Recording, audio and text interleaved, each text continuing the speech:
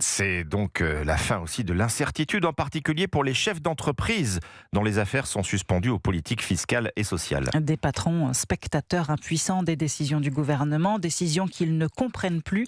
C'est d'ailleurs pour cette raison qu'ils se sont réunis hier soir au théâtre Hébertot à Paris pour la Nuit de la Liberté, l'occasion d'échanger des chiffres concrets, des situations économiques et de partager leur point de vue devant près de 600 personnes. Reportage Aurélien Fleureau. Des économistes, des essayistes, mais surtout des entrepreneurs se sont succédés sur scène.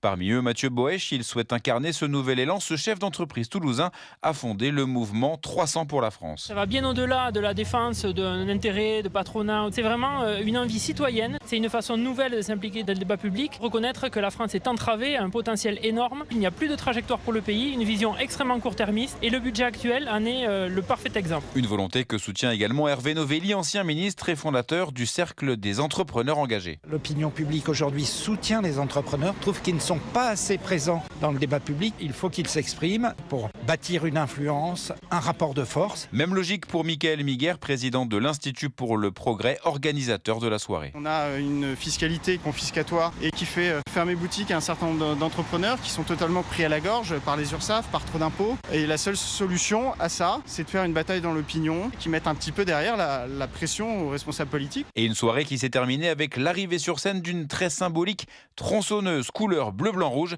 Clin d'œil bien sûr à la politique du président argentin Javier Milei.